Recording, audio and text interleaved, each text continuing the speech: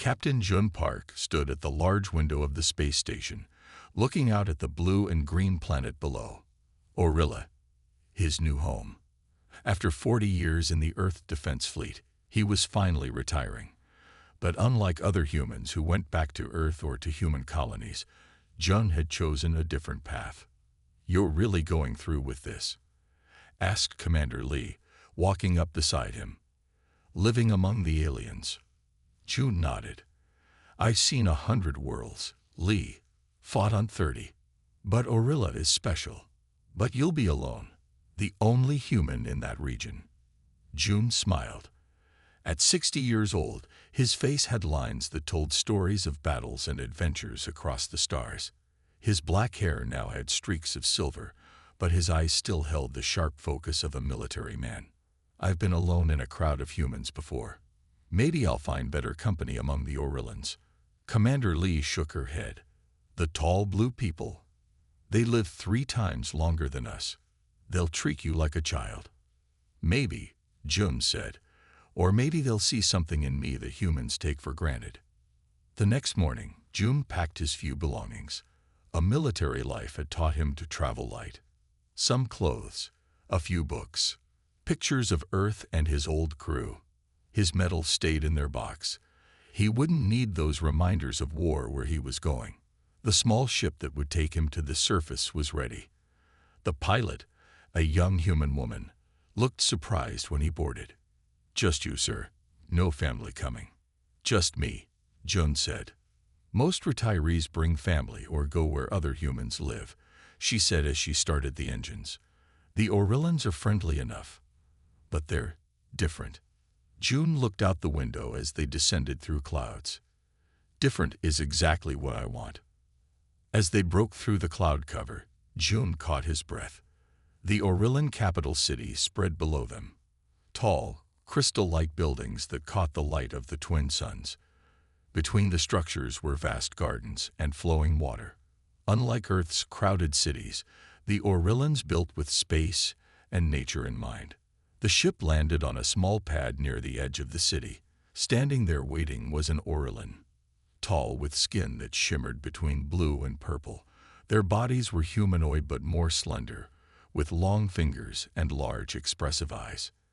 "Captain Park," the Orillan said, bowing slightly. "I am Ta, your government liaison. Welcome to Orilla."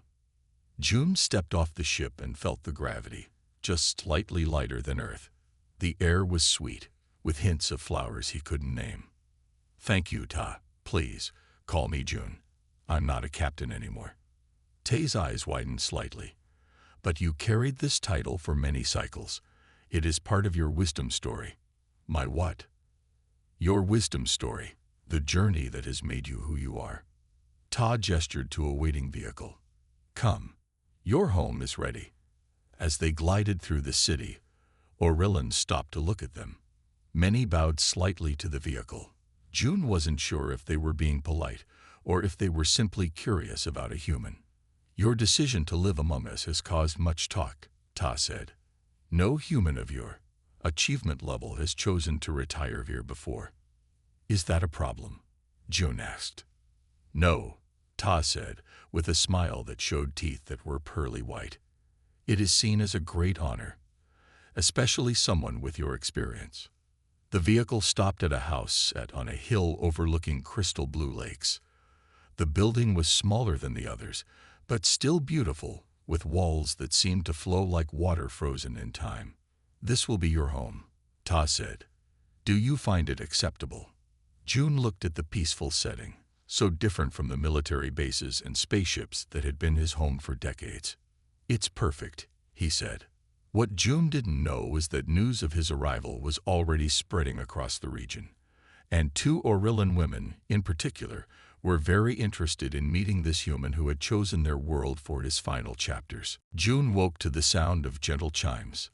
The Orillan morning alarm was much nicer than the harsh buzzers he had known for 40 years in the fleet. He got out of bed and walked to the window. The twin suns of Orilla were rising over the crystal lakes, making the water shine like diamonds. "House, what is the time?" he asked. A soft voice answered from nowhere and everywhere. It is the 3rd hour past dawn. Temperature is mild. No rain expected. June smiled. Even the house computers here were calm and peaceful. On Earth and military bases, everything was urgent, hurried, stressed. Here, time moved differently. After a shower and a simple breakfast of fruit that tasted like a mix of strawberry and orange, June heard a knock at his door. Ta stood there, holding a small box. "Good morning, June. I brought you a welcome gift. It is custom for new neighbors." June took the box. Inside was a small crystal that glowed with a soft blue light. "It is a memory stone," Tai explained. "It can store thoughts and images. Many Orillans use them to record their long lives." "Thank you," June said, truly touched by the gift. "I have much to learn about your ways." "That is why I have arranged guides for you," Ta said. "Two specialists who can help you understand our world better." Before June could ask more, a message appeared on his house screen. An Orillan woman with shimmering purple-blue skin and large, expressive eyes looked out at him. "Captain Park," she said, her voice musical. "I am Nera, head researcher at the Orillan Science Academy. Your arrival is of great interest to those of us who study human physiology. Would you permit me to visit today?" June looked at Ta, who nodded. She is well respected. Her work on species adaptation has helped many visitors to our world. "Of course," June told Nera. "I would be happy to meet you." The screen changed, showing another Orillan woman. Her skin had more blue tones, and her eyes were a striking silver color. "Captain Park," this new woman said, "I am Mina, cultural historian at the Grand Library. Your decision to retire among us is unprecedented. I would be honored to document your experiences and help you navigate our society." Again, June looked at Ta, who seemed pleased. "Two guides," June asked after accepting Mina's request to visit. "Both are experts in their fields," Ta said, "and both requested specifically to meet you. This is unusual. Normally, Orillans are more reserved with newcomers." "What makes me special?" June asked. Tai seemed to consider his words carefully. "You have lived what we would consider a full life in just 60 years. Your experiences in space, in war and peace, many Orillans live 300 years and see less of the universe than you have." After Tai left, Jones spent the morning arranging his few belongings in the beautiful house. The walls seemed to adjust their color slightly based on his mood, becoming warmer when he felt content, cooler when he thought of his old life. At midday, his door chimed. When it opened, Nera stood there. In person, she was taller than she had appeared on screen, nearly 7 feet high. Her movements were graceful as she bowed. "Captain Park, thank you for seeing me. Please call me June," he said, bowing in return. "June," she repeated, her silver eyes studying him with clear interest. "May I come in? I have so many questions about humans who have lived full lives." The way she said "full lives" made June think there was more meaning behind her words than he understood. But her smile was kind, and her eyes were bright with intelligence. "Please," he said, stepping aside. "I have questions about Orilla too." As Nara entered his home, across the city, Mina was preparing for her own visit. Both women had their professional reasons for meeting this human. Neither had expected to find themselves thinking about him long after they had scheduled their visits. A week passed quickly for June. Each day brought new discoveries about Orillan life. The food was mostly plants, rich in flavor but strange to his earth-trained taste buds. The music used tones he had never heard before. The language was hard, with 3 different sounds sometimes made at once. But the hardest part was the attention. Wherever June went, Orillan stopped to look at him. Some even bowed deeply, which made him uncomfortable. "Why do they do that?" he asked Nera during her 3rd visit. She had come every other day to study his human aging patterns, as she called it. Nera sat across from him, her silver eyes watching as he ate lunch. "They respect you," she said simply. "But they don't know me," June said. They know you are human. They know you have lived 60 years. That is enough. Nora leaned forward. May I scan your hand? I want to compare human skin cells to ours. Jun held out his hand. Nara's long blue fingers touched his skin gently as she passed a small device over it. Her touch was cool, but not unpleasant. Your visits, Jun said carefully. Are they really just for science? Nara's skin changed color slightly, becoming more purple. June had learned this was similar to a human blush. Science is my main work, she said, but I find your stories fascinating. You have seen more in 60 years than I have in 120. Before June could reply, his door chimed. Minna stood there, carrying old-looking books. I hope I am not too early, she said, then stopped when she saw Nara. Oh, I did not know you had company. Please come in, Jun said. Nara and I were just talking about Orillan customs. Minna entered, her blue skin a deeper shade than Nara's. Her silver eyes darted between June and Nara. I brought historical records, Minna said, about the first human visitors to Orilla. The three of them sat in June's living room. What started as formal research questions soon turned into stories. June told them about space battles he had fought. Nara talked about her travels to study alien biology. Minna shared ancient Orillan tales. Hours passed. When the twin suns began to set, casting orange light through the windows, Jun realized they had talked all afternoon. I should prepare dinner, he said. Would you both like to stay? The two women looked at each other, then nodded. In the kitchen, Jun tried to use the Orillan cooking unit. It responded to thoughts more than touches, which still confused him. He was making a mess when both women came to help. Like this, Minna said, standing close beside him. Her arm brushed his as she showed him how to use the unit. No, for human food, we must adjust it, Nara said, stepping to his other side. Humans need more protein. June found himself between the two tall, beautiful aliens. Both were trying to help, but he noticed they also seemed to be competing for his attention. Later, as they ate, June asked about the Orillan festival he had heard was coming soon. The renewal celebration, Minna explained. It marks the start of our longest season. There will be music, dance, food. Will you attend? Nara asked June. I'm not sure I would understand the customs, he admitted. I could accompany you, both women said at the same time. They looked at each other in surprise. Why not both of you? June suggested. I would welcome two guides. After they left, June sat on his balcony watching the stars. Earth was too far to see, but he didn't miss it as much as he had expected. His new life was becoming interesting in ways he had never imagined. What June didn't know was that the next day, at the festival, he would learn something about his status on Orilla that would change everything. The renewal celebration filled the streets of the Orillan capital with light and music. Tall blue aliens in colorful clothes moved in dance patterns that seemed both random and planned. June stood with Nara on his left and Minna on his right, watching with wonder. This festival has happened for 10,000 years, Minna told him. Her silver eyes reflected the floating lights above them. It celebrates the long season when most Orillans are born. The dances tell old stories, Nara added. See those four dancers. They show the tale of first contact with humans, 80 years ago. June noticed that many Orillans watched him instead of the dancers. Some pointed and whispered.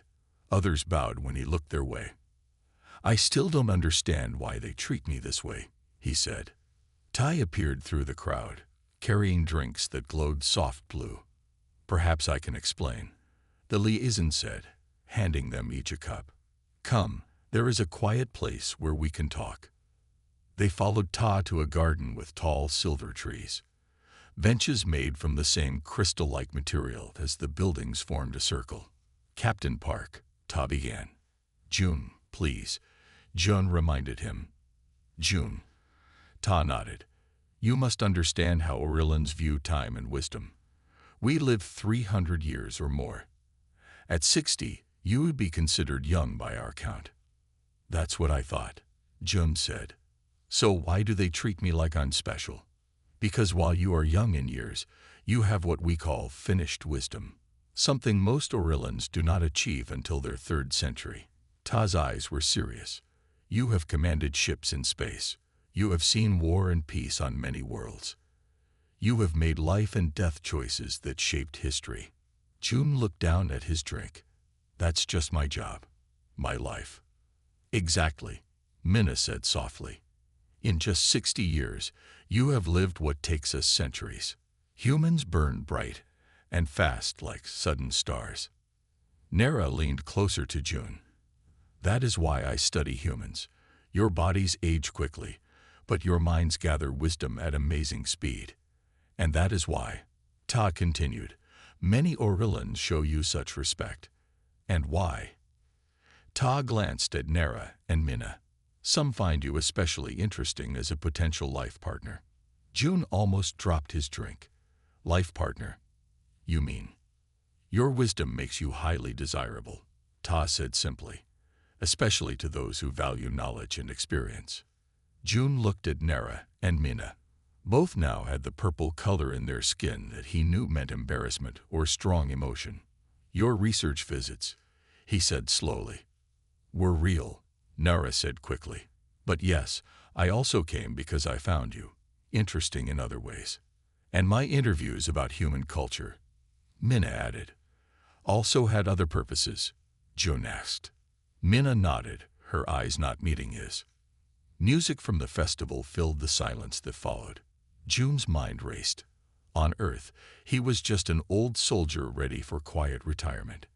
Here, he was seen as valuable, wise, desirable.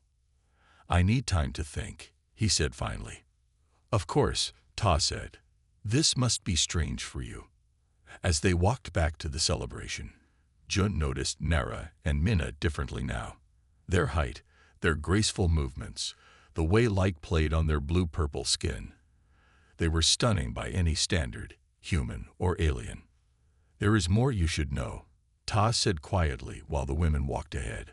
Orillan relationships are often more complex than human ones. Complex how? Jun asked. That is a conversation for another day, Tae replied with a small smile. But know that you do not need to choose between paths that seem separate. On Orilla, wisdom teaches us that many roads can join into one. Jun watched the two beautiful aliens who had entered his life, now understanding their true interest in him. His retirement was becoming far more interesting than he had ever imagined. 2 weeks passed since the festival.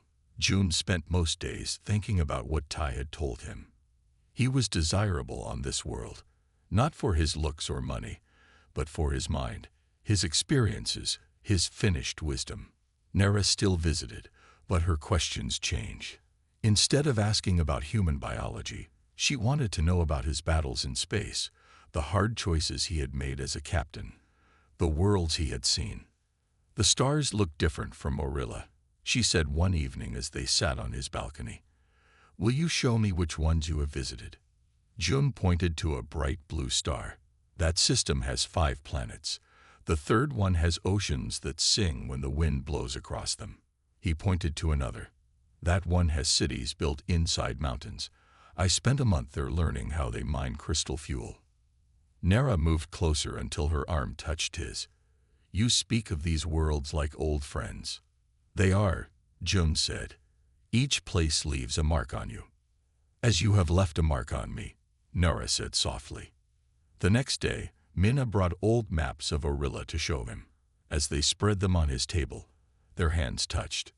I'm sorry, Minna said, her skin turning purple with emotion. Don't be, Jun said. Minna looked at him with her silver eyes. In my work, I study how different species connect. But I never thought I would. She stopped. Would what? Jun asked. Feel this way about a human, she finished. Jun was not used to such open talk about feelings. In the fleet, emotions were kept quiet, controlled. Here, both women spoke freely about their interest in him. That night, a message came from Ta. Tomorrow is the Orillan Day of Choice. Traditionally, it is when feelings are spoken clearly. Be prepared. June didn't sleep well. Human relationships were simple compared to what he was learning about Orillan ways. On Earth, you met someone, you liked them, you were together. Here, everything seemed to have rules and traditions. The next morning, his door chimed early. He opened it to find both Nara and Minna standing there. Each held a small crystal like the one Ta had given him, but these glowed with changing colors. "Today is the day of choice," Nara said. "We have both come to express interest in forming a bond with you," Minna added. June invited them in, not sure what to say. In his 60 years, no one had ever formally asked to be with him like this. "I am honored," he said carefully. "But on Earth, humans usually form bonds with just one person." Nara and Minna looked at each other. "We know," Minna said. "That is why we both came early. Before you must choose." June sat down, feeling the weight of the moment. "In my culture, I would need to pick one of you. That seems wrong somehow. I've come to care for both of you." "Time works differently for humans," Nara said. "You feel things quickly because your lives move fast. We understand this. But there is something you should know," Minna said. "Ta did not tell you everything about Orillan relationships." "What didn't he tell me?" June asked. The two women sat on either side of him on the couch. Their crystal gifts they placed on the table in front of him, glowing brighter now. "On Orilla," Nara explained, "bonds are not always between just two people, especially when wisdom is involved." Minna added, "Three is seen as the perfect balance: knowledge, emotion, and experience." June looked from one to the other. "Are you saying?" "We are not asking you to choose between us," Nara said. "We are asking if you would consider a bond with both of us," Minna finished. "Together." June's heart beat faster. This was not the quiet retirement he had planned. But as he looked at the two beautiful aliens watching him with hope in their silver eyes, he knew his life on Orilla would never be simple again. June needed time to think about Nara and Minna's offer. They understood and left him alone for 3 days. During this time, he walked around the city, watching how Orillan families lived together. He saw groups of 3 adults with children, all living in harmony. On the 3rd day, as June sat by the crystal lake thinking, the sky turned a strange orange color. Alarms sounded across the city. His house computer spoke. "Warning. Solar storm approaching. All citizens should return home immediately." June hurried back, watching as Orillans rushed to get inside. By the time he reached his house, the sky was dark orange with flashes of green light. His communication screen lit up. Tae's face appeared, looking worried. "June, are you safe inside?" Tai asked. "Yes. What's happening?" "A major solar storm from our twin suns. It happens every few years. The city shields will protect us, but all communication systems are at risk." The screen flickered and went blank. June tried to call back, but nothing worked. He remembered similar storms on other planets he had visited during his fleet service. Minutes later, his door chimed. Nara stood there, looking concerned. "I came to check on you," she said, entering quickly. "The city council is meeting to deal with the storm, but our chief engineer is away visiting another city." "How bad is it?" June asked. "If the communication system fails completely, we lose connection to our off-world colonies. Many families would be cut off from loved ones." June thought about the solar storms he had experienced on Europa, one of Jupiter's moons. The fleet had developed special shields there. "I might be able to help," he said. Nara took him to the city center in her vehicle. The shield above the city glowed green as it fought against the storm's energy. Inside a tall crystal building, Orillan leaders argued about what to do. Minna was there, recording everything for the historical archives. Her face brightened when she saw June. "The main communication array is failing," one Orillan official said. "We need 2 more days to repair it." "The storm will damage it beyond repair by then," another answered. June stepped forward. "On Europa, we faced similar storms. We created emergency shields using mineral crystals to redirect the energy." The room went quiet. All eyes turned to him. "You have seen this before?" an Aurelian asked. "Yes. If you have quartz crystal and copper wire, I can show you how to build a temporary shield around your communication array." Nera stood beside him. "I will help. My lab has the materials we need." For the next 6 hours, June worked with Nara, Mina, and a team of Aurelian engineers. They followed his design, building a ring of crystal nodes around the main communication tower. "On Europa, we called this a sun catcher," Jum explained as they worked. "It doesn't stop the energy, but redirects it harmlessly into the ground." As the storm reached its peak, they activated the shield. The crystal nodes glowed bright blue, creating a protective bubble. Energy from the storm flowed through the crystals, down the copper wires, and safely into the ground. The communication system remained working. Calls came in from worried Aurelians on other planets. The city officials watched in amazement. "Your wisdom has saved our connections to the stars," the head official told June, bowing deeply. That night, as the storm began to fade, June returned home with Nara and Mina. All three were tired but happy. "You knew exactly what to do," Mina said. "Without you, many families would have lost contact with loved ones." "Just an old fleet trick," June said modestly. Nara touched his hand. "This is what we meant about human wisdom. You solve problems in ways we would never think of because you have lived so much in so little time." June looked at both women, their beautiful blue faces watching him with admiration and something more. He had made his decision about their offer.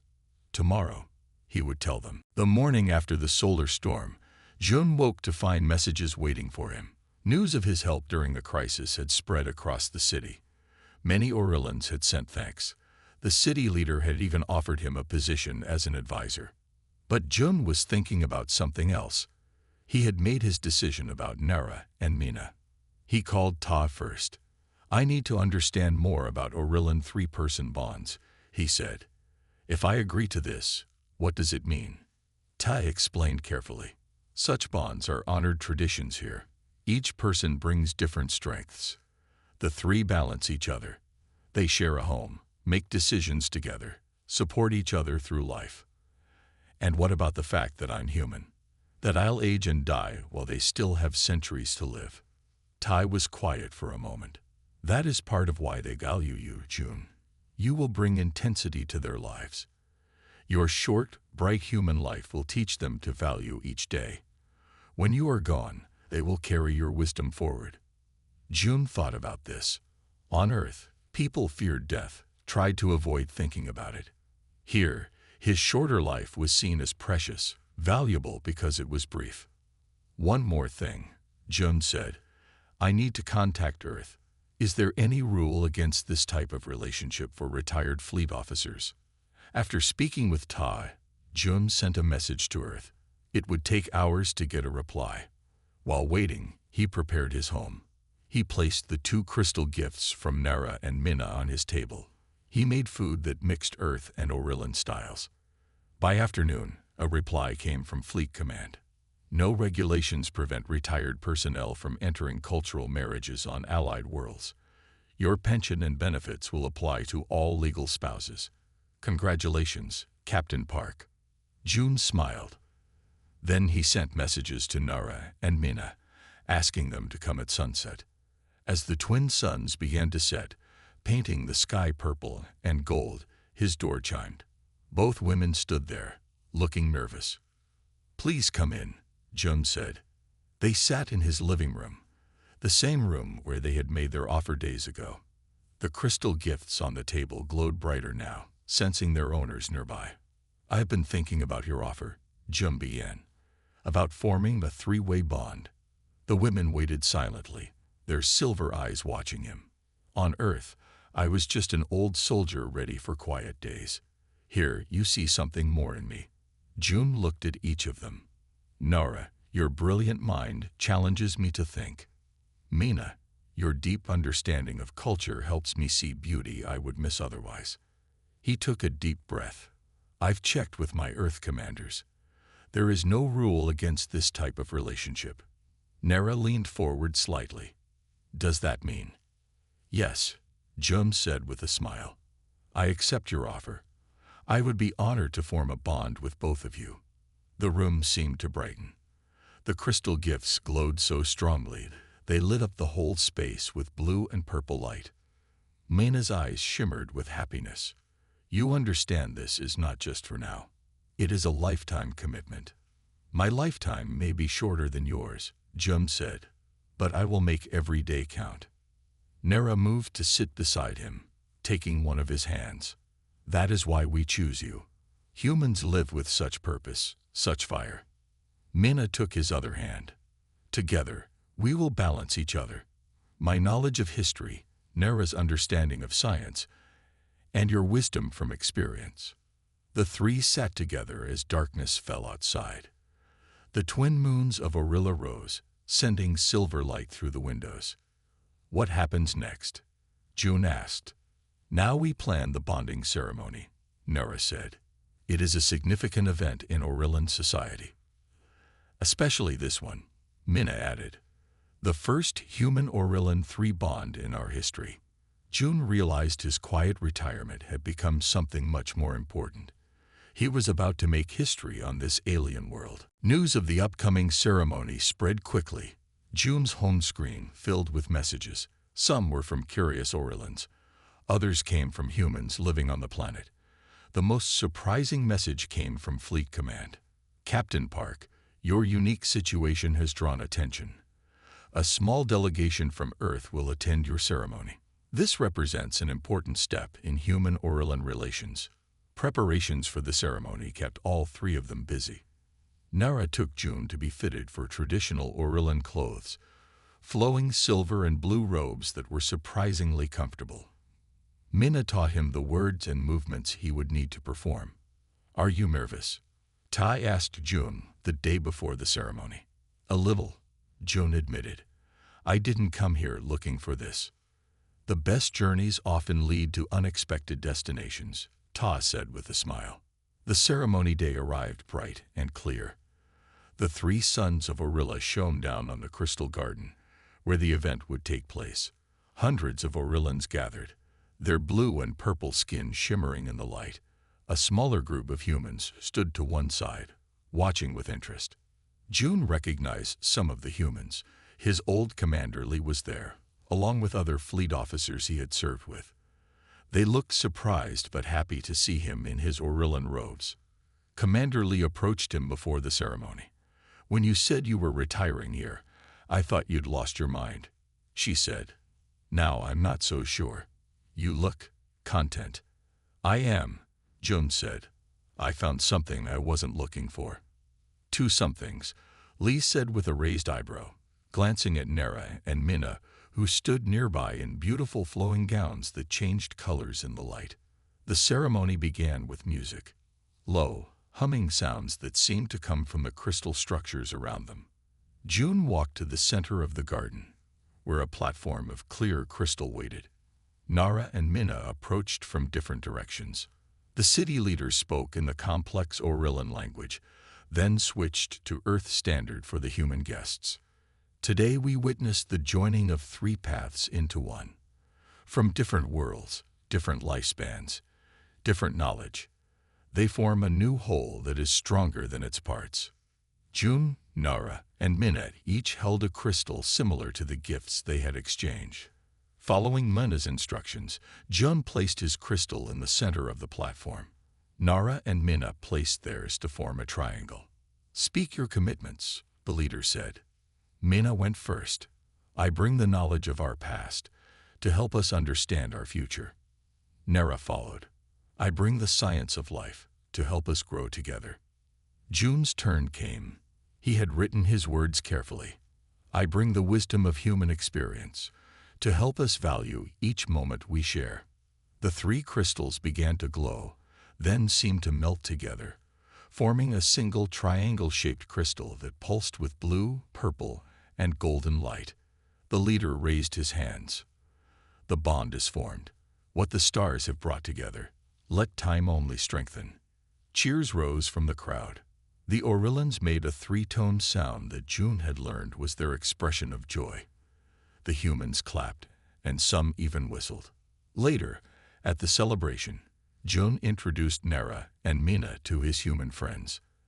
At first, there was awkwardness, but soon they were all talking and laughing together. "So what happens now?" Commander Lee asked June. He looked across the room at his two new wives, who were deep in conversation with a group of human scientists. "Now we build a life together," June said. "Not the quiet retirement I planned, but something better." "You've opened a door," Lee said. "Already I've heard of other humans considering relationships with Orillans. You may have started something important." June hadn't thought about that. His personal choice might change how humans and Orillans related to each other for generations to come. He and his new family would be remembered in the history Mina loved so much. As the celebration continued into the night, June felt truly at home for the first time since arriving on Orilla. This was where he belonged. 5 years passed quickly. June, now 65, sat on the large balcony of their home overlooking the Crystal Lakes. The house was much bigger than his first one, a gift from the city after he helped design a new defense system against solar storms. "More visitors coming today?" he asked as Mina joined him with morning drinks. "Yes, 3 human families considering moving here. They want to talk with you first." Mina's silver eyes sparkled in the morning light. After 5 years together, June still found her beautiful. Their home had become an unofficial welcome center for humans interested in Orillan life. What had started with a few curious visitors had grown into a steady stream of people seeking June's advice. Nara came out to the balcony, carrying data pads. "My research team has good news," she said. "The treatment works on the test cells." June smiled. Nara's work had taken an exciting turn in recent years. She was studying how Orillan biology might help extend human lifespans. Her early results showed promise. "How many more years could it add?" June asked. "Maybe 20, maybe 30. We're still testing." Nara sat beside him, her blue hand taking his. "Not enough to match an Orillan lifespan, but more time for bonds like ours." The 3 of them had fallen into natural roles in their relationship. Nara focused on her scientific work. Mina continued her cultural studies, now documenting the growing human Orillan community. June had become an advisor to both the city leaders and the Earth Embassy. "The human population here has tripled," Mina said. 214 humans now live in the capital. 17 are in Orillan relationships. "And 4 of those are 3-person bonds like ours," June added. He was proud of that. Their example had opened a new path for others. A message appeared on their screen. It was from Ta, who had become the official human Orillan relations officer. "The Earth University wants to establish a campus here," Tay reported. They asked if June would consider teaching a class on cross-species diplomacy. June laughed. "Me? A teacher? I was just a soldier." "You were never just a soldier," Nara said. "Your wisdom is why we chose you." Their life together had settled into a happy pattern. Each morning they shared breakfast and plans for the day. Evenings were for stories and discussions. June taught them Earth games like chess. They taught him Orillan music and art. The triangle crystal from their bonding ceremony sat in the center of their home, still glowing with its mixed colors. Sometimes June caught Nara or Mina looking at it with a touch of sadness. They all knew his human lifespan meant their time together would be shorter than an Orillan bond. "What are you thinking about?" Mina asked, seeing his thoughtful expression. "How different my life is from what I expected," June said. "I came here for quiet retirement. Instead, I found a new purpose, a new family, and changed our world in the process," Nora added. "The human perspective has brought new ideas to Orilla." The visitors arrived, 3 human families curious about life on Orilla. June welcomed them warmly, answering their many questions. One couple was particularly interested in the 3-person bonds. "Isn't it strange?" the woman asked. "It seemed so at first," June admitted, "but now it feels natural." Nara, Mina, and I balance each other. My human ways have changed them. Their Orillan perspective has changed me. Later, after the visitors left, the three of them walked along the lake shore as the twin suns set. Other Orillans nodded respectfully as they passed. Human visitors waved. "We've built something good here," Jun said, looking at his two wives. "Something that will last beyond my lifetime. Your wisdom will live on," Mina said, "in the stories I record, in the lives we touch." "And perhaps," Nara added with a smile, "in the extra years my research might give to future human-Orillan bonds."